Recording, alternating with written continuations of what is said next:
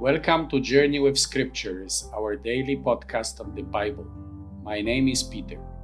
Today the church celebrates 21st Sunday, Year A in Ordinary Time.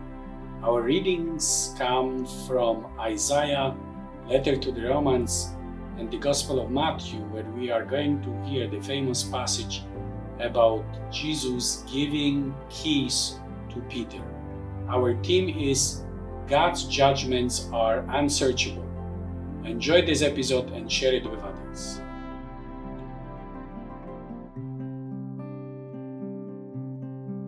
The story of Shebna and Eliakim, the two officials of King Hezekiah in Judah, prepares us for the message of today's gospel.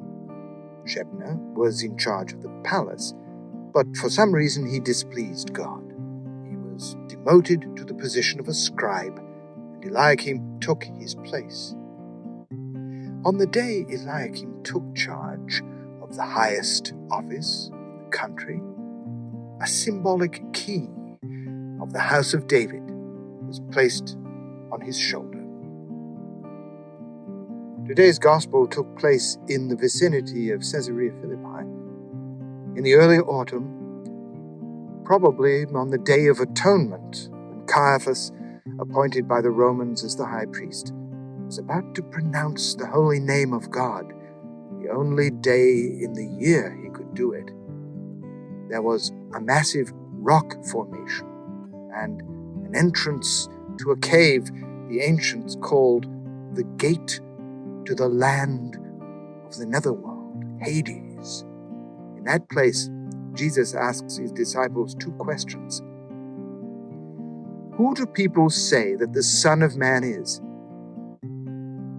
Public opinion falls short of grasping the real identity of Jesus. It is so also today. We read and hear that Jesus was a great teacher of morality, political revolutionary, religious reformer. And who do you say that I am? Peter alone answers this question, and he gets it right. You are Christ, the Son of the living God. The leading role of St. Peter among the apostles becomes visible. Blessed are you, Simon, son of Jonah. The name Simon means listen. And the greatest commandment begins with, Hear, O Israel, the Lord our God, the Lord is one. St. Peter did not come to this confession of faith by deduction, but by listening to the voice of the Father. For flesh and blood has not revealed this to you, but my Father who is in heaven. Since no one knows the Son except the Father, so only the Father could reveal to the apostle the true identity of his Son. Peter's parents gave him the name Simon. Jesus gives him a new name, Rock. A change of name indicates a change of destiny. Peter is the rock of faith, on which Jesus would build the church, the community of living stones who confess Jesus' holy name.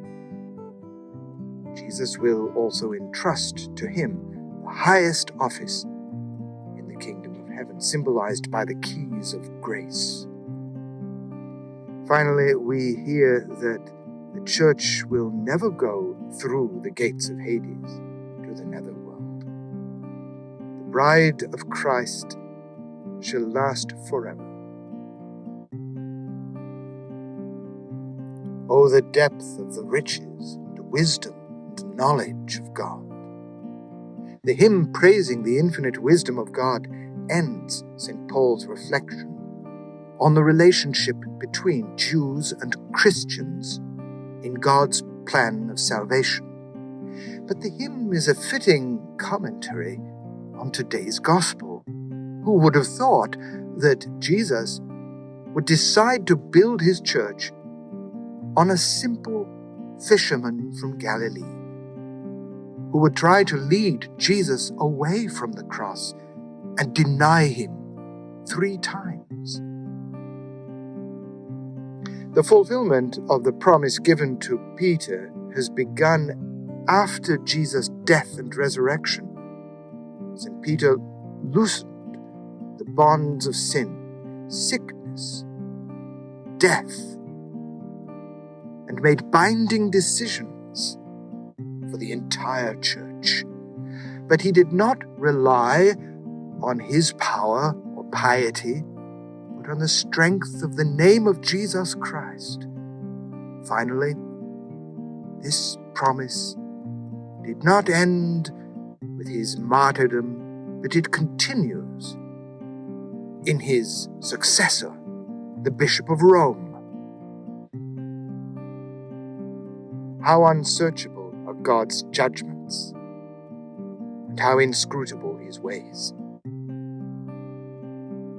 Thanks for listening, and may God bless you all.